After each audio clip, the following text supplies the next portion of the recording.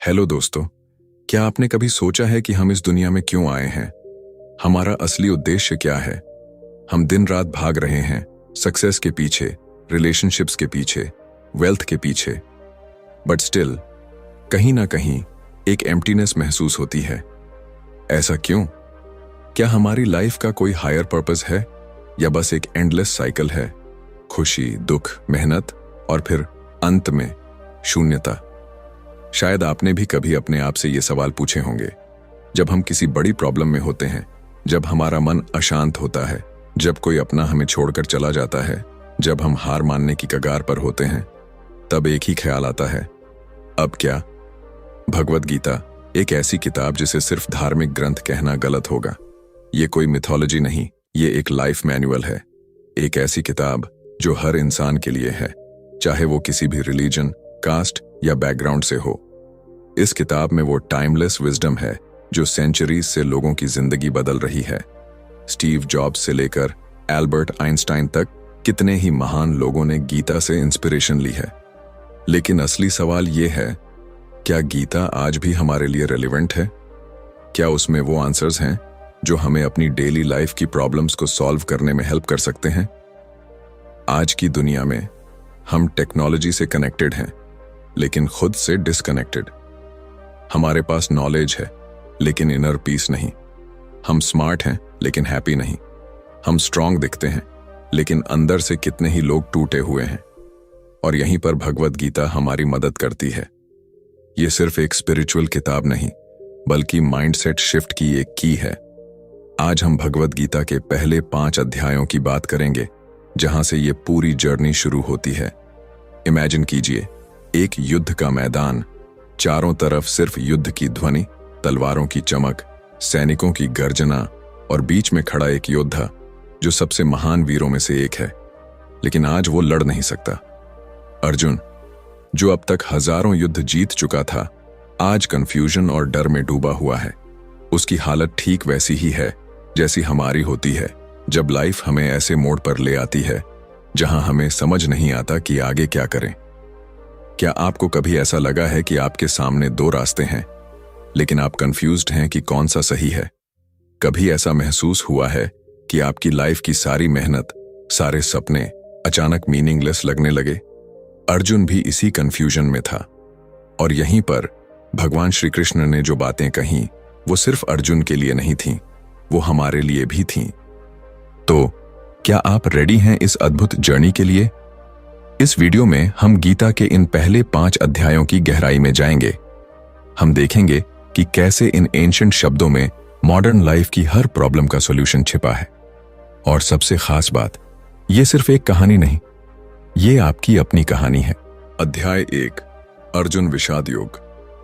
क्या आपने कभी ऐसा महसूस किया है कि जिंदगी आपको एक ऐसे मोड़ पर ले आई है जहां से आगे बढ़ने की हिम्मत नहीं हो रही, जहां सब कुछ धुंधला लग रहा है, जहां सही और गलत में फर्क करना मुश्किल हो गया है? कभी ऐसा हुआ है कि आपने जो सालों तक सोचा, जो सपने देखे, जिन चीजों के लिए मेहनत की, वो सब अचानक बेमतलब लगने लगे? ये वही स्थिति है जिसमें अर्जुन खुद को पाता है, कंफ्यूजन, डर और गहरे इमोशनल टर्मोइल में डूबा हुआ। और अगर हम अपनी जिंदगी पर नजर डालें तो अर्जुन की ये स्थिति सिर्फ उसकी नहीं, हम सब की है। जब हम बचपन से बड़े होते हैं, तब हमें सिखाया जाता है कि स्ट्रांग बनो, फियरलेस बनो, डिसीजंस लो, हार मत मानो। लेकिन कभी कभी ऐसा वक्त आता है जब हमारी स्ट्रेंथ ही हमारी सबसे बड़ी वीकनेस बन जाती है। हम इतने डिसीजंस ले चुके होते हैं, इतनी जिम्मेदारियां उठा चुके होते हैं, इतनी उम्मीदें जोड़ चुके होते हैं कि अचानक जब लाइफ हमें एक टफ चॉइस देती है तो हम फ्रीज हो जाते हैं। हमें समझ ही नहीं आता कि क्या करें। और तब हम अपने आप से वही सवाल पूछते हैं जो अर्जुन ने कृष्ण से पूछा था, अब मैं क्या करूं? अर्जुन, जो एक महान योद्धा था, जिसने कभी भी युद्ध से मुंह नहीं मोड़ा था, वो आज अपने ही विचारों से हार रहा था। वो जानता था कि उसे क्या करना चाहिए, लेकिन उसका मन उसे रोक रहा था।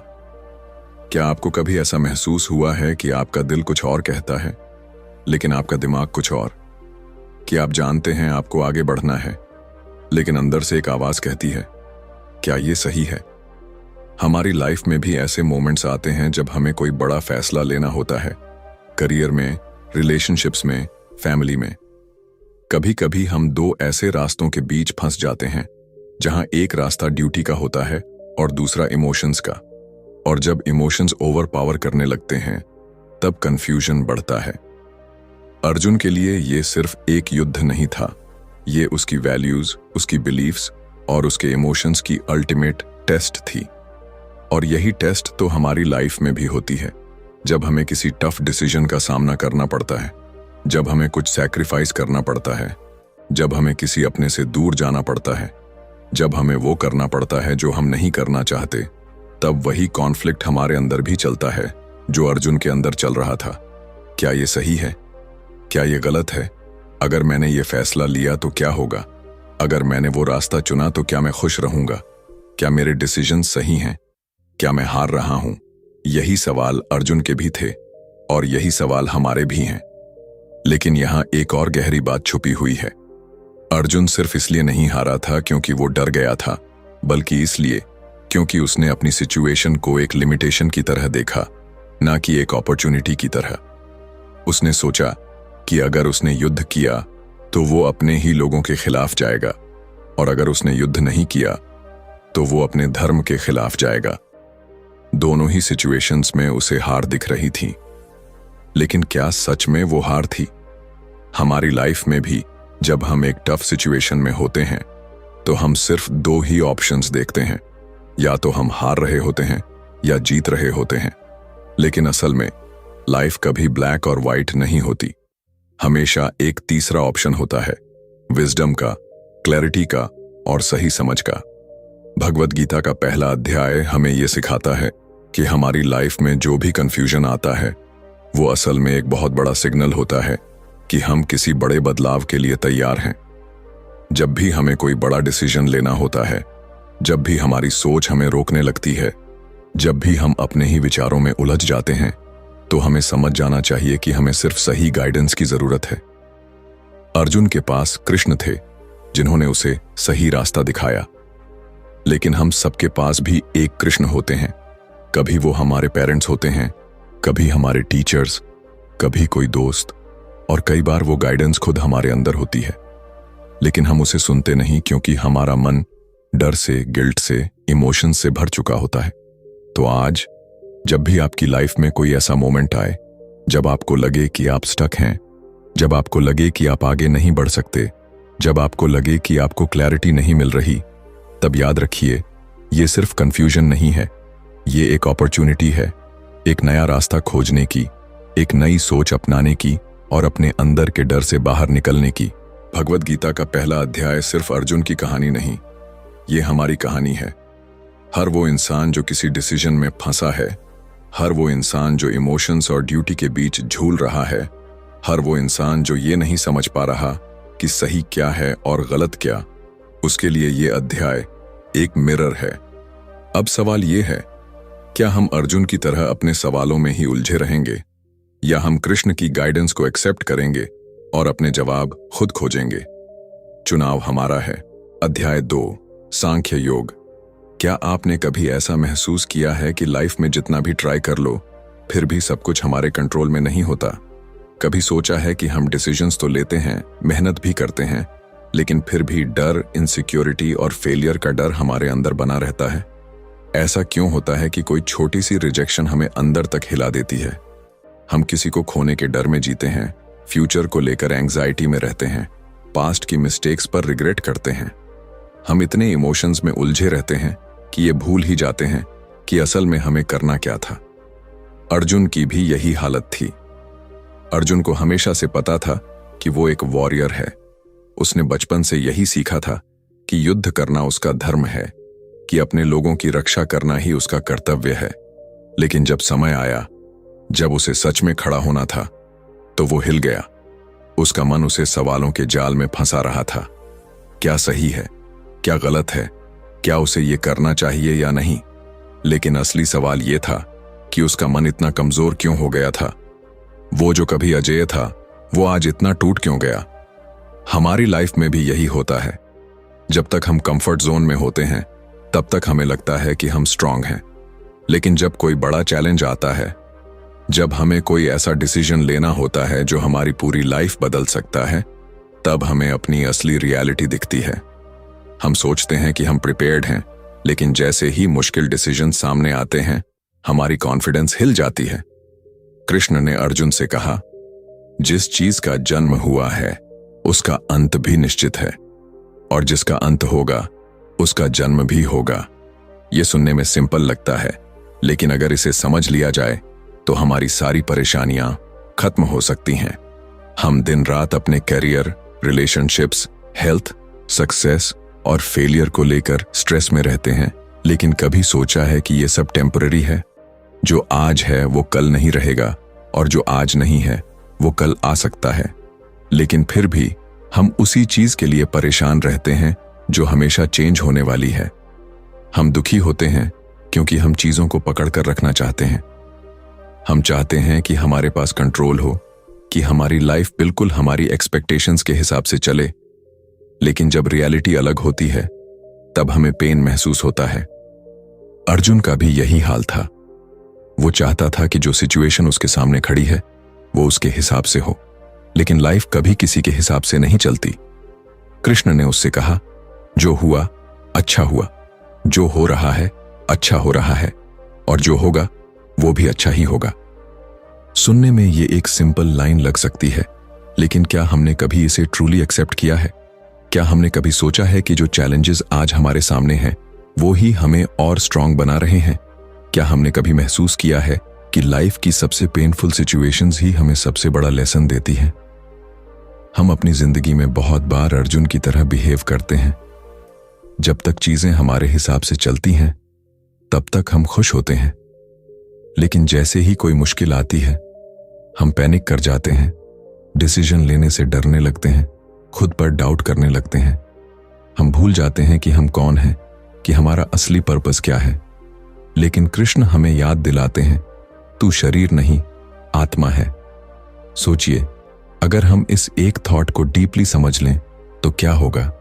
अगर हमें पता चल जाए कि हम सिर्फ ये शरीर नहीं हैं, बल्कि एक एनर्जी है जो कभी खत्म नहीं हो सकती, तो क्या हम किसी चीज से डरेंगे? क्या हम फेलियर को इतना बड़ा बना देंगे? क्या हम रिजेक्शन से डरेंगे? नहीं, क्योंकि फिर हमें समझ आ जाएगा कि ये सब टेम्पोरेरी है। ये जो दुनिया हमें इतनी रियल लगती है, ये जो प्रॉब्लम्स हमें इतनी बड़ी लगती हैं, ये सब इल्यूजन है। अर्जुन का सबसे बड़ा डर यही था, उसके अपनों का क्या होगा? अगर उसने युद्ध किया तो वो अपनी फैमिली के खिलाफ जाएगा। अगर उसने युद्ध नहीं किया तो वो अपने कर्तव्य के खिलाफ जाएगा। लेकिन कृष्ण उसे समझाते हैं कि कर्तव्य सबसे बड़ा है। कर्म करना तेरा धर्म है, लेकिन फल की चिंता तेरा अधिकार नहीं है। हमारी लाइफ में भी यही होता है। हम किसी काम को सिर्फ इसलिए नहीं करते क्योंकि हमें लगता है कि शायद हमें उससे वो रिजल्ट नहीं मिलेगा जो हम चाहते हैं। लेकिन अगर हम हर डिसीजन को इस थॉट के साथ लें कि मुझे सिर्फ अपना काम करना है, रिजल्ट की चिंता नहीं करनी, तो हमारी सारी परेशानियां खत्म हो जाएंगी। क्या आपने कभी नोटिस किया है कि जब हम किसी काम को एंजॉय करते हैं तो हमें रिजल्ट की फिक्र नहीं होती? जब कोई आर्टिस्ट पेंटिंग बना रहा होता है तो वो कलर्स में खो जाता है। जब कोई म्यूजिशियन गा रहा होता है तो वो सुरों में बह जाता है। जब कोई राइटर लिख रहा होता है तो वो शब्दों में डूब जाता है, क्योंकि वो कर्म कर रहा होता है लेकिन रिजल्ट की चिंता नहीं कर रहा होता। लेकिन जैसे ही हम रिजल्ट के बारे में सोचते हैं, हमारी क्रिएटिविटी, हमारी एनर्जी सब रुक जाती है। यही लाइफ का सबसे बड़ा सीक्रेट है। Work with full dedication but don't get attached to the result. तो अब सवाल ये है, क्या हम अर्जुन की तरह अपने इमोशंस में फंसे रहेंगे, या फिर हम कृष्ण की बात को समझकर अपने डर, अपने डाउट्स को पीछे छोड़कर आगे बढ़ेंगे?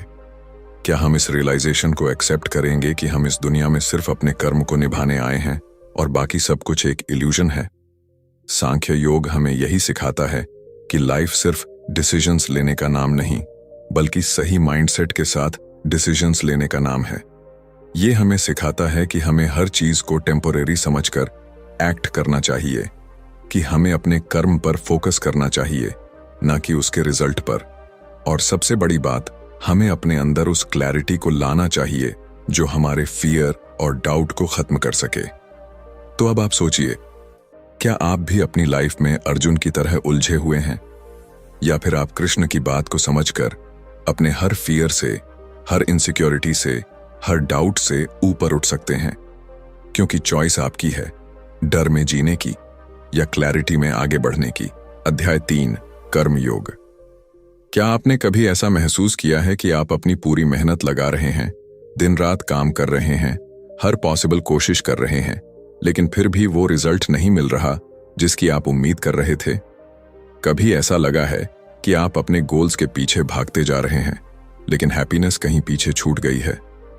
या फिर ऐसा हुआ है कि आपने किसी काम में अपना दिल और जान लगा दी, लेकिन जब रिजल्ट आया तो वो आपकी एक्सपेक्टेशंस के हिसाब से नहीं था और फिर एक खालीपन सा महसूस हुआ?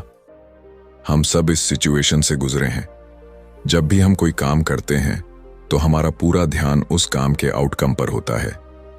अगर रिजल्ट अच्छा आया तो हम खुश हो जाते हैं, और अगर रिजल्ट हमारे हिसाब से नहीं आया तो हम टूट जाते हैं। यही हमारी सबसे बड़ी परेशानी है। हम कर्म करने से ज्यादा उसके फल को लेकर ऑब्सेस्ड रहते हैं। और यही कंफ्यूजन अर्जुन के अंदर भी था। अर्जुन का सवाल बिल्कुल लॉजिकल था। अगर सब कुछ पहले से तय है, अगर जो होना है वो होगा, तो फिर मेहनत करने का क्या फायदा? अगर हमारे एक्शंस का रिजल्ट हमारे हाथ में नहीं है, तो फिर हमें मेहनत क्यों करनी चाहिए? अगर ये दुनिया एक इल्यूजन है, तो फिर हमें इस दुनिया की चिंता करने की क्या जरूरत है? कृष्ण ने अर्जुन की इसी कंफ्यूजन को दूर करने के लिए कर्मयोग का ज्ञान दिया। कृष्ण ने कहा, तुझे सिर्फ कर्म करने का अधिकार है, लेकिन कर्म के फल पर तेरा कोई अधिकार नहीं। ये सुनने में सिंपल लगता है, लेकिन ये हमारी पूरी माइंडसेट बदल सकता है। सोचिए, अगर हम किसी चीज को पूरे दिल से करें, बिना इस डर के कि उसका रिजल्ट क्या होगा, तो हम कितना स्ट्रेस फ्री रहेंगे। हमारी सबसे बड़ी प्रॉब्लम यही है कि हम रिजल्ट को पकड़ कर रखते हैं। जब हम किसी जॉब के लिए अप्लाई करते हैं तो हमें सबसे ज्यादा टेंशन रिजल्ट की होती है। जब हम किसी कंपटीशन में हिस्सा लेते हैं तो हम रिजल्ट के बारे में सोच सोच कर खुद को परेशान कर लेते हैं। जब हम कोई बिजनेस शुरू करते हैं तो हमें हर पल यही डर रहता है कि कहीं फेलियर ना हो जाए। लेकिन अगर हम रिजल्ट की चिंता छोड़कर सिर्फ कर्म पर फोकस करें तो क्या होगा? जब भी हम किसी चीज को एक्सपेक्टेशंस के साथ करते हैं तो हम दो चीजों में फंस जाते हैं। या तो हम डर के साथ काम करते हैं या फिर ईगो के साथ। अगर हमें रिजल्ट को लेकर डर है तो हम कभी अपना बेस्ट नहीं दे पाएंगे, और अगर हमें रिजल्ट को लेकर ओवर कॉन्फिडेंस है तो भी हम गलती कर सकते हैं। लेकिन कर्म योग हमें इन दोनों से बाहर निकलने का रास्ता दिखाता है। क्या आपने कभी किसी बच्चे को खेलते हुए देखा है? वो अपने खेल में इतना खो जाता है कि उसे इस बात की कोई चिंता नहीं होती कि वो जीत रहा है या हार रहा है। उसे बस खेलना अच्छा लगता है और इसी प्रोसेस में वो अपना बेस्ट देता है। यही कर्म योग की सबसे बड़ी टीचिंग है। कर्म को इस तरह करो कि वो खुद ही तुम्हारे लिए रिवॉर्ड बन जाए। लेकिन क्या इसका मतलब ये है कि हमें रिजल्ट की परवाह ही नहीं करनी चाहिए? क्या इसका मतलब ये है कि हमें बिना सोचे समझे कोई भी काम करना चाहिए? नहीं, इसका मतलब सिर्फ इतना है कि हमें अपने कर्म को पूरी सिंसेरिटी और डेडिकेशन से करना चाहिए, लेकिन उसके आउटकम को लेकर अटैच्ड नहीं होना चाहिए। अगर आपने कभी किसी आर्टिस्ट को पेंटिंग बनाते हुए देखा हो तो आपको समझ आएगा कि असली आर्ट तब निकल कर आती है जब आर्टिस्ट रिजल्ट के बारे में नहीं सोचता। जब कोई म्यूजिशियन गाना गाता है तो उसकी सबसे अच्छी परफॉर्मेंस तब होती है जब वो सिर्फ म्यूजिक में डूब जाता है, न कि इस चिंता में कि लोग उसकी तारीफ करेंगे या नहीं। जब कोई राइटर लिखता है तो उसकी बेस्ट राइटिंग तब आती है जब वो वर्ड्स में खो जाता है, न कि इस डर में कि कितने लोग उसकी किताब पढ़ेंगे। यही कर्म योग का एसेंस है। अपने काम को पूरी तरह जीना, बिना किसी डर और बिना किसी लालच के।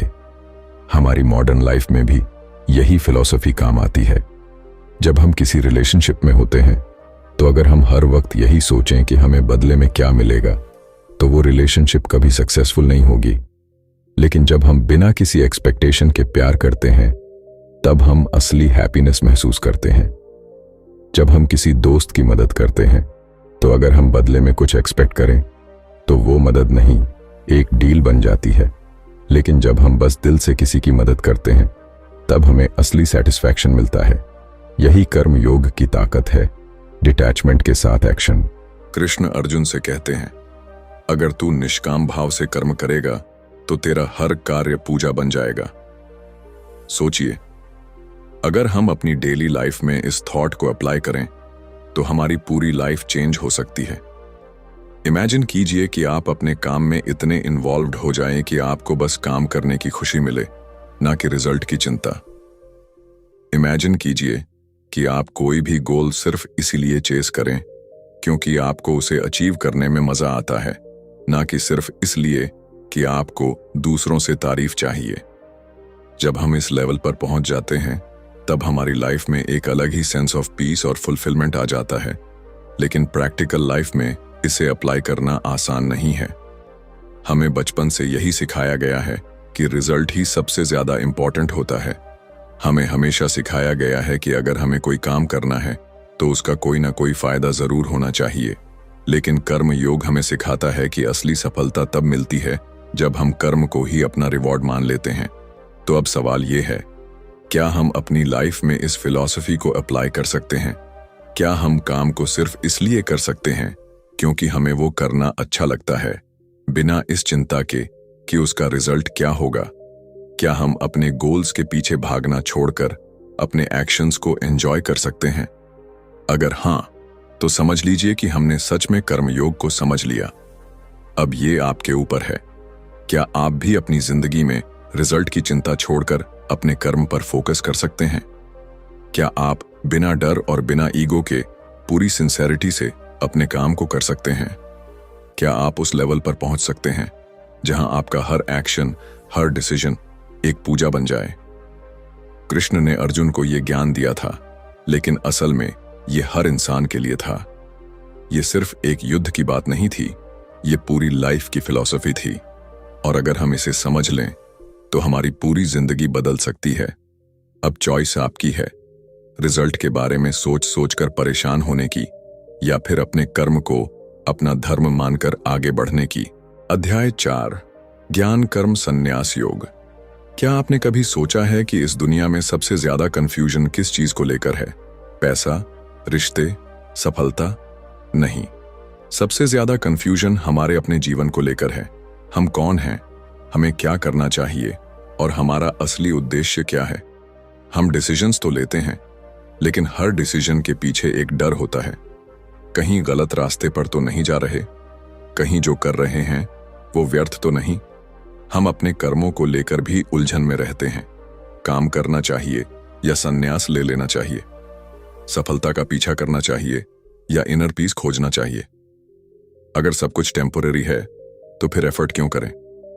अर्जुन भी इसी उलझन में था। उसे युद्ध लड़ना था, लेकिन मन में हजारों सवाल थे। क्या यह सही है? क्या हिंसा धर्म हो सकती है? क्या कर्म का त्याग कर देना ही सच्चा ज्ञान है? कृष्ण ने उसे जो उत्तर दिया वही ज्ञान कर्म संन्यास योग का सार है। इस दुनिया में कर्म से बचा नहीं जा सकता, लेकिन कर्म को कैसे किया जाए यही सबसे बड़ा ज्ञान है। हमारे जीवन में भी यही डिलेमा चलता रहता है। हम मेहनत करते हैं, संघर्ष करते हैं, लेकिन फिर भी कभी कभी सोचते हैं, क्या ये सब वर्थ इट है? क्यों ना इस भाग दौड़ से दूर होकर शांति की तलाश की जाए? लेकिन यहां एक पैराडॉक्स आता है, शांति त्याग में नहीं, सही कर्म में है। हम में से कई लोग सोचते हैं कि रियल हैप्पीनेस का मतलब है रिस्पॉन्सिबिलिटीज से बच जाना, दुनिया से कट जाना और बस अकेले एक पीसफुल लाइफ जीना। लेकिन क्या सच में यही पीस है? अगर ऐसा होता तो सबसे ज्यादा खुश हर्मिट्स होते और सबसे ज्यादा दुखी वो लोग होते जो बड़े बड़े काम कर रहे हैं। लेकिन ऐसा नहीं है। कुछ लोग पूरी दुनिया को ट्रांसफॉर्म कर देते हैं और फिर भी अंदर से पूरी तरह शांत होते हैं। और कुछ लोग दुनिया से भागने के बाद भी रेस्टलेसनेस महसूस करते हैं। कृष्ण कहते हैं कि असली त्याग कर्म को छोड़ना नहीं, बल्कि कर्म को ज्ञान के साथ करना है। यानी काम वही रहेंगे, लेकिन हमारी सोच बदल जाएगी। जैसे कोई खिलाड़ी मैदान में खेल रहा हो, लेकिन उसे खेल का पूरा ज्ञान हो तो हर कदम को कॉन्फिडेंस के साथ उठाएगा। लेकिन अगर उसे खुद पर डाउट हो तो वो कमजोर पड़ जाएगा। जीवन भी ऐसा ही है। अगर हमें सही ज्ञान नहीं है तो हम अपने कर्मों में फंसे रहेंगे, लेकिन अगर हमें क्लैरिटी है तो वही कर्म हमें मुक्त कर देंगे। अब सोचिए, क्या आपने कभी ऐसा महसूस किया है कि जब आप किसी काम को पूरी अवेयरनेस के साथ करते हैं तब वो काम बोझ नहीं लगता? जब आपको अपने काम का सही पर्पस पता होता है तो मेहनत भी आसान लगती है। लेकिन जब आप किसी काम को बस मजबूरी में करते हैं, बिना किसी अंडरस्टैंडिंग के, तो वही काम भारी लगने लगता है। यही ज्ञान का महत्व है। हम में से कई लोग सोचते हैं कि लाइफ में अगर पीस चाहिए तो हमें एम्बिशियस नहीं होना चाहिए। लेकिन कृष्ण कहते हैं कि प्रॉब्लम एम्बिशन में नहीं, अटैचमेंट में है। अगर हम अपने कर्म को बिना किसी ईगो के, बिना किसी लालच के कर सकें तो वही कर्म हमें बॉन्डेज से मुक्त कर सकते हैं। जैसे एक पेड़ फल देता है लेकिन खुद उन फलों को नहीं खाता, सूरज रोशनी देता है लेकिन बदले में कुछ नहीं मांगता। इसी तरह जब हम अपने एक्शंस को सेल्फलेसली करते हैं तब हमें असली फ्रीडम मिलती है। सोचिए, अगर आपको पता चल जाए कि हर काम जो आप कर रहे हैं वो सिर्फ आपकी ग्रोथ के लिए है और उसका कोई अल्टीमेट कॉन्सिक्वेंस नहीं है, तो क्या आप ज्यादा कॉन्फिडेंटली डिसीजंस नहीं लेंगे? जब हम किसी गेम को खेलते हैं तो हमारा पूरा फोकस खेल पर होता है, जीतने पर नहीं, और इसी वजह से हम बेस्ट परफॉर्मेंस देते हैं। लेकिन जैसे ही हम सिर्फ जीत पर फोकस करने लगते हैं, गेम में मजा चला जाता है और स्ट्रेस बढ़ जाता है। यही प्रिंसिपल लाइफ में भी लागू होता है। ज्ञान कर्म संन्यास योग हमें यही सिखाता है कि कर्म करना जरूरी है, लेकिन सही ज्ञान के साथ। जब हमें समझ आ जाता है कि यह दुनिया एक कंटिन्यूअस फ्लो है और हम बस एक मीडियम हैं, तब हमारे एक्शंस में एक अलग ही एनर्जी आ जाती है। फिर हम किसी काम को सिर्फ रिवॉर्ड के लिए नहीं करते, बल्कि क्योंकि वो करना हमारा धर्म है। अक्सर लोग सोचते हैं कि त्याग का मतलब होता है दुनिया छोड़ देना, काम करना बंद कर देना और एकांत में चले जाना। लेकिन कृष्ण बताते हैं कि असली संन्यास त्याग में नहीं, सही सोच में है। त्याग बाहर से नहीं, अंदर से होना चाहिए। अगर मन में इच्छा है तो भले ही आप जंगल में चले जाएं, फिर भी शांति नहीं मिलेगी। लेकिन अगर मन में क्लैरिटी है तो आप बैटलफील्ड में खड़े होकर भी शांत रह सकते हैं। हमारी मॉडर्न लाइफ में भी यही प्रिंसिपल काम करता है। क्या आपने कभी नोटिस किया है कि कुछ लोग एक ही तरह का काम करके स्ट्रेस में रहते हैं और कुछ लोग उसी काम को एंजॉय करते हैं? फर्क नॉलेज का है। जो लोग अपने कर्म को हायर पर्पस से जोड़ देते हैं, उनके लिए हर एक्शन मीनिंगफुल बन जाता है। लेकिन जो लोग सिर्फ शॉर्ट टर्म गोल्स पर फोकस करते हैं, उनके लिए हर फेलियर एक दुखद कहानी बन जाती है। कृष्ण हमें यही समझाते हैं, अगर हमें असली फ्रीडम चाहिए तो हमें अपने कर्म के पीछे छिपे हायर नॉलेज को समझना होगा। कर्म को प्रॉब्लम की तरह नहीं, अपॉर्चुनिटी की तरह देखना होगा। जब हम ऐसा करते हैं तब हम हर स्थिति में शांत रह सकते हैं, क्योंकि हमें पता होता है कि हमारा काम बस एक्शन लेना है, रिजल्ट अपने आप आएगा। अब सोचिए, क्या आप भी अपनी लाइफ में इस नॉलेज को अप्लाई कर सकते हैं? क्या आप अपने हर काम को क्लैरिटी के साथ कर सकते हैं, बिना अटैचमेंट के? क्या आप अपने डिसीजंस को फियरलेसली ले सकते हैं, ये जानते हुए कि आप बस एक इंस्ट्रूमेंट हैं और असली पावर कहीं और है? अगर हां, तो समझिए कि आपने असली ज्ञान कर्म संन्यास योग को समझ लिया। यहां सवाल सिर्फ अर्जुन का नहीं है, ये सवाल हम सबका है। क्या हम अपने कर्म को नॉलेज के साथ कर सकते हैं?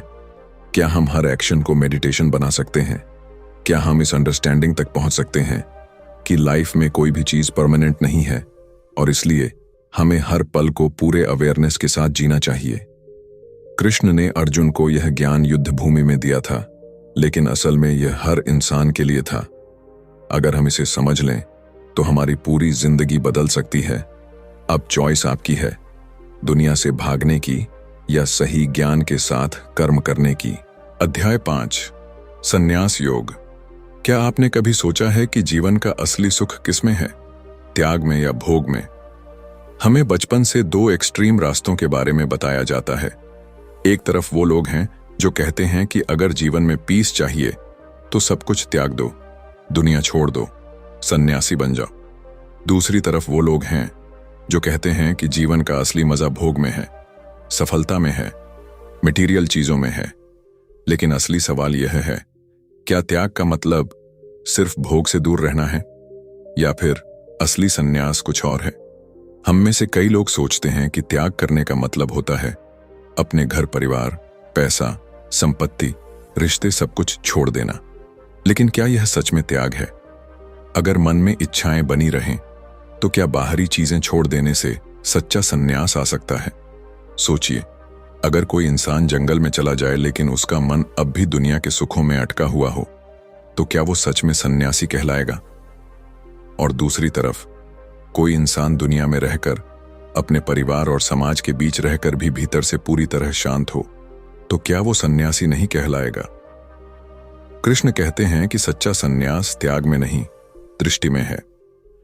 सन्यास का मतलब यह नहीं कि आप अपने कर्तव्यों से भाग जाएं, बल्कि यह समझना कि आप जो कुछ भी कर रहे हैं वह सिर्फ एक माध्यम है, एक जिम्मेदारी है, लेकिन आपकी असली पहचान इससे कहीं आगे है। जब आप इस समझ के साथ कर्म करते हैं तो वो कर्म भी सन्यास बन जाता है। क्या आपने कभी महसूस किया है कि जब आप किसी चीज को पकड़ कर रखते हैं तो वो चीज आपके लिए बोझ बन जाती है, लेकिन जब आप उसे जाने देते हैं तो एक अलग ही सुकून महसूस होता है। यही असली सन्यास है, भीतर से मुक्त हो जाना। यह कोई बाहरी क्रिया नहीं, बल्कि एक अंदरूनी अवस्था है। हमारे जीवन में अक्सर यह भ्रम होता है कि जो चीज हमें सुख दे रही है वही हमारे दुख का कारण भी बन रही है। हम किसी चीज को अपनी जिंदगी का हिस्सा बना लेते हैं, उस पर पूरी तरह डिपेंड हो जाते हैं, और जब वो चीज छिन जाती है तो टूट जाते हैं। लेकिन अगर शुरुआत से ही हमें यह समझ हो कि यह दुनिया टेम्पोरेरी है, हर चीज बदलने वाली है, तो क्या हम किसी भी चीज को लेकर इतने ऑब्सेस्ड होंगे? अगर आपने कभी नोटिस किया हो तो जब हम कोई चीज छोड़ने का डिसीजन खुद लेते हैं तो हमें सुकून मिलता है, लेकिन जब कोई चीज हमसे जबरदस्ती छीन ली जाती है तो हमें दर्द होता है। यही डिफरेंस है सन्यास और मजबूरी में त्याग का। सन्यास तब होता है जब हम खुद यह समझ जाते हैं कि इस दुनिया में कुछ भी परमानेंट नहीं है, और इसलिए हम किसी चीज से इमोशनली अटैच्ड नहीं होते। लेकिन जब हमें कोई चीज छोड़नी पड़ती है क्योंकि हमारे पास कोई और ऑप्शन नहीं होता, तो वह त्याग दुखदाई हो जाता है। क्या आपने कभी किसी इंसान को देखा है जो अपनी पूरी जिंदगी मेहनत करता है, पैसा कमाता है, नाम बनाता है, लेकिन फिर भी अंदर से खाली महसूस करता है? और दूसरी तरफ कुछ लोग ऐसे भी होते हैं जो बहुत साधारण जीवन जीते हैं, लेकिन फिर भी भीतर से पूरी तरह संतुष्ट रहते हैं। यह फर्क सन्यास का है।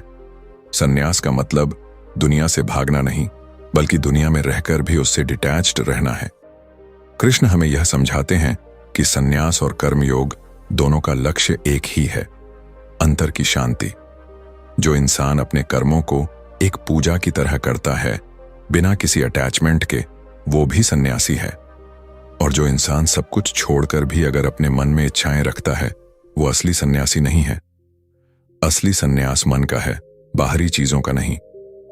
अगर हम अपने जीवन को एक खेल की तरह देखें, जहां हम बस अपनी बेस्ट परफॉर्मेंस देने आए हैं, तो क्या हमें हार जीत की इतनी चिंता होगी? जब कोई खिलाड़ी मैदान में उतरता है, तो अगर वह सिर्फ हारने के डर में जिए, तो क्या वह अपना बेस्ट दे पाएगा? लेकिन अगर वह पूरे दिल से खेलता है, यह जानते हुए कि हार जीत मायने नहीं रखती, बल्कि खेलना ही असली आनंद है, तो वो अपने हाईएस्ट पोटेंशियल तक पहुंच सकता है। यही सन्यास की असली भावना है, कर्म करते जाना, लेकिन उससे बंधे बिना। सोचिए, अगर हम अपनी जिंदगी को भी इसी प्रिंसिपल पर जिए तो कितना सुकून मिलेगा। हम हर काम को पूरे मन से करेंगे, लेकिन उससे किसी भी तरह की एक्सपेक्टेशन नहीं रखेंगे। हमें जो भी रिस्पॉन्सिबिलिटीज दी गई हैं, उन्हें पूरी सिंसेरिटी से निभाएंगे, लेकिन इस डर के बिना कि हमें बदले में क्या मिलेगा। यही असली फ्रीडम है, यही असली सन्यास है। हमारी प्रॉब्लम यह है कि हम चीजों को छोड़ना नहीं चाहते। हम रिलेशनशिप्स में रहते हैं, लेकिन हमेशा यह डर लगा रहता है कि कहीं यह रिश्ता टूट ना जाए। हम नौकरी करते हैं, लेकिन हमेशा इस चिंता में रहते हैं कि कहीं प्रमोशन ना रुके। हम बिजनेस करते हैं, लेकिन हमेशा डर लगा रहता है कि कहीं नुकसान ना हो जाए। लेकिन अगर हम इन सबसे डिटैच्ड रहना सीख लें, तो क्या हमें इतना स्ट्रेस होगा? कृष्ण हमें यह नहीं कहते कि कोई एम्बिशन मत रखो, कोई सक्सेस मत चाहो। वो बस यह समझाते हैं कि अगर तुम सक्सेस को पकड़ कर रखोगे तो वह तुम्हारे लिए बोझ बन जाएगी। लेकिन अगर तुम उसे बस एक जर्नी की तरह देखोगे तो तुम हर परिस्थिति में शांत रह पाओगे। यही असली संन्यास है। अब सवाल यह है, क्या हम भी इस फिलॉसफी को अपनी लाइफ में अप्लाई कर सकते हैं? क्या हम भी अपने कर्म को पूरी सिंसेरिटी के साथ कर सकते हैं, लेकिन बिना किसी अटैचमेंट के? क्या हम यह समझ सकते हैं कि लाइफ में कुछ भी परमानेंट नहीं है और इसलिए किसी भी चीज से बंधे रहना सिर्फ हमारे दुख का कारण बनेगा? अगर हां, तो हम सच में संन्यास योग को समझ पाए हैं। अर्जुन को कृष्ण ने यही सिखाया था। सच्चा संन्यास भागने में नहीं, एक्सेप्टेंस में है। जब हम अपने कर्मों को, अपनी जिम्मेदारियों को, अपनी परिस्थितियों को पूरी तरह एक्सेप्ट कर लेते हैं, लेकिन उनसे इमोशनली अटैच्ड नहीं होते, तब हमें असली शांति मिलती है।